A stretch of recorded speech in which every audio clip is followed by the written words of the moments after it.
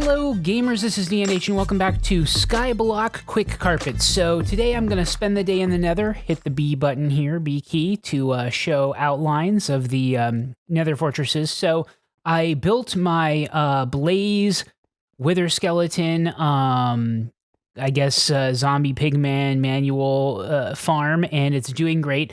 So you'll see at this fortress right here, there's this big long line of... I guess it's a corridor, I don't know, a part of the fortress, and I built basically around that. I built spawning platforms across that, so yeah, so I can spawn Blaze and Wither Skeletons and things. You'll see, yeah, it's starting to pop in right now. It's made completely out of cobblestone. I didn't really make it look good in any way, shape, or form. It just kind of is there. But yeah. And we'll get closer here. You'll see there's a, let me eat some food here in your face. You'll see there's a little stairway that goes down there. And yep, so that's good. I do need to make a Ghast and magma cream magma cube farm. So I think I'll probably do that below here. If you go to the lower spawn levels, things spawn a little bit better. Obviously, I had to build this inside the fortress so the right stuff could spawn. But either way, the spawn rates in SkyBlock are obviously really good because this is the only location for stuff to spawn. But I'll still probably build it below this just to kind of, that's the next thing. So yeah, I have some ladders to go down, trapdoors. I did the trapdoor down trick to go all the way down here and then built a staircase back up, then built this thing. And yeah, I do have some additional building materials in here, glass, and then cobblestone and then glowstone. I'm probably, Pixel Riffs, made a pretty good tutorial. Is a guy that I know, and, he's pretty popular on YouTube, and he made a pretty good tutorial of a Ghast farm, slime cube farm, or, you know, magma cube farm. And if you basically make it so the light level is no less than 12, it shouldn't spawn any of these other things in there, or zombie pigmen more specifically. But you should be able to spawn Ghast, and then I'll encase it in and cubes, and then I'll encase it in glass so that they can't fly away. And so hopefully I'll be able to kill them and stuff like that. So that's the next thing I'm going to work on here in the Nether. But yeah, so I have another looting sword that I made. Sharpness, Sweeping Edge 3, Mending, Looting 3. This is spectacular. I come in here. This actually is, I put gold swords in here and it smelts them. I have a bunch of bamboo that I threw in there just because I had a bunch of it. So yeah, that makes smelting things. I don't know if I'll want to carry bamboo. This actually gives me a lot of coal, which I don't know that I forgot about, but I guess I didn't realize how much coal you get with a Looting 3 sword killing the Wither Skeletons. I was actually pretty happy with that, but I just come through here with my Looting 3 sword, and you'll see it has mending, so really it just basically mends itself. I don't even really worry about it at all. And yeah, I just come through here, walk up and down, killing things as I go. Good, excellent. Boom, boom, boom. And back and forth. Now, I did make this 2 layers. I'll show you that in a second. There's a second layer to this, so I can climb up. And, I mean, really, it doesn't totally matter, because by the time I've gone to one edge of this, clearing this out, you'll see stuff is already starting to spawn over there. It doesn't necessarily matter. And I won't say the spawn rates are great. I mean, keeping in mind that it's got either side of the pathway to spawn, these are pretty long. I mean, this is a pretty long thing, but it's not a huge number of spawning spaces. So, you know, spawn rates could certainly be better. And if I made some kind of drop trap where I put everything in a closer area, didn't have to walk up and down, or had some level of them taking fall damage, which obviously blazes don't take fall damage, so whatever. it would be probably better, quote unquote. But you know, given so you go up to this level, and yeah, I mean, there's more up here.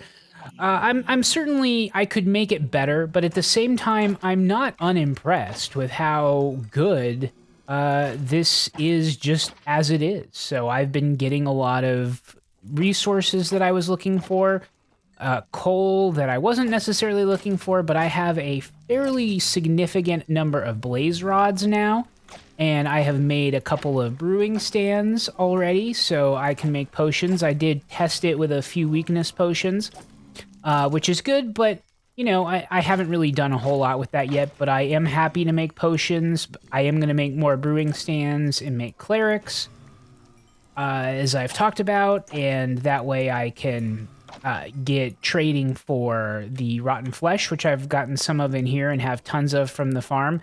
Lots of stone swords and no skulls yet, but I do collect them, and I do get gold swords, which I smelt. So yeah, I'll just come through here. I think that was a gold sword. Yeah, that was a gold sword. So I'll come through here, both sides, killing, cleaning stuff out. See, there's another blaze rod. There's some more gold. There we go. Then I come down here. I throw gold swords in there. They smelt and turn into gold nuggets.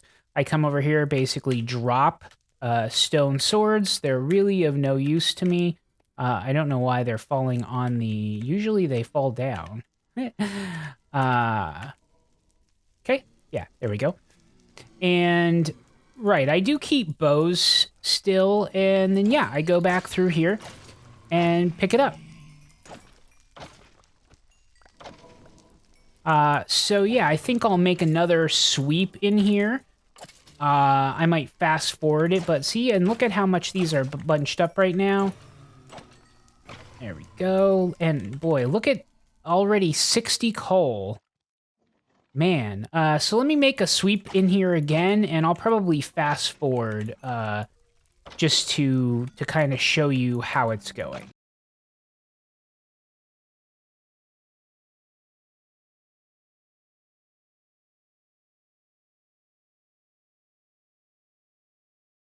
So yeah, here we go. So that was like 5 or 6 minutes of collecting things. 4 skulls. I actually had a lot of luck.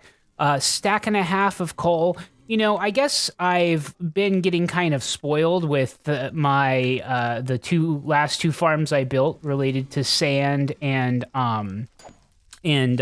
cobblestone, where I just stand around and collect metric crap tons of all of those resources. So, you know, this seems in comparison a little slow, I suppose, but realistically, like, this is an immense amount of those resources that I'm getting, and I'm really excited about that, really happy about that. So yeah, no complaints whatsoever. The sword is still completely unbroken.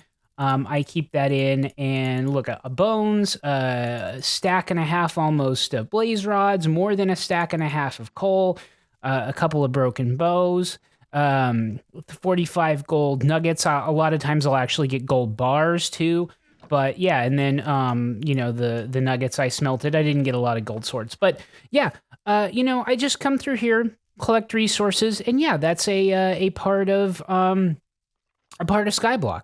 So same thing, I will, like I said, I will be building the Ghast and Slime Ball farm, or Magma Cube. Magma Cubes for Magma Cream. So one thing about this pack, this SkyBlock Quickcarpet, is that you cannot craft Magma Cream. Normally, if you use slime balls and blaze powder, you can make Magma Cream. You can't do that. So the only way to get them in this is Quickcarpet is to kill Magma Cubes. Also, Ghast Tears in this pack you can smelt to get quartz. That's a unique thing. So that's pretty nice. I want to make a few comparators for my iron farm just here and there. So I I do want to get those. And I do think the spawning rates will probably be pretty good if I can build kind of low. Let me do the B again. Kind of low in comparison to this. Obviously, these are the only places things can spawn. And you can kind of see here was that box. And so I put the spawn platform here. And then, up here also, that's still well within the box, the spawn platform and stuff. And then you can actually go up under the roof on this, and this is all half slabs, as you see, and this is kind of over the spawnable area of the Nether fortress. Either way, but this is all half slabs, so stuff can't spawn. These are all stairs or topped with half slabs, so stuff can't spawn. So there we go. So yeah, this took a while to build. I didn't end up time-lapsing it just because, I had time-lapse, but I got rid of the footage just because, it wasn't really that exciting. It was just cobblestone, and it was big and whatever, but I didn't end up showing it. And hey, I admit I didn't end up doing time-lapse of the cobblestone farm or the sand farm either, but I promise you I am working on another time lapse right now. Hopefully you will see it probably next week. I want to say next week. I really do, because I understand that it's been a little while. I understand that last week's episode was kind of short. This week's episode is probably going to be kind of short too. And that's fine. I want to keep you updated. I am working on a big time lapse, and so you should see that pretty quick.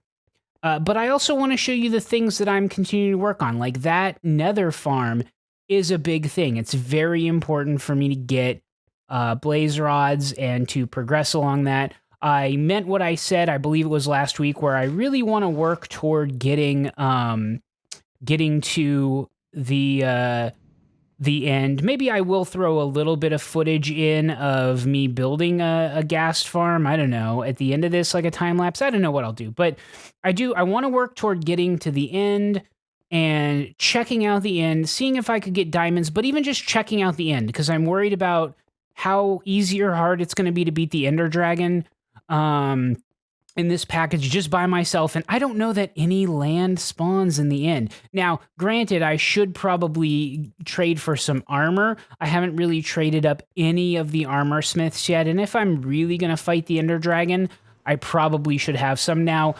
in the next couple of episodes, I will try to go to the end just to take a look at it and see what it's like.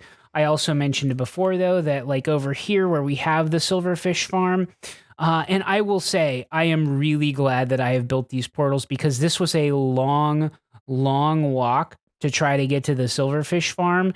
But it's like now it is very close. It is barely any walk that I have to go down to get there. I can see the area from right where I go through. So it's great. I just come over here and jump over here and go through. So I'm really liking that. And I don't know why I'm showing it to you right now, but it's just because I'm super excited that I can do it. So yeah, boom, I'm already at the silverfish farm.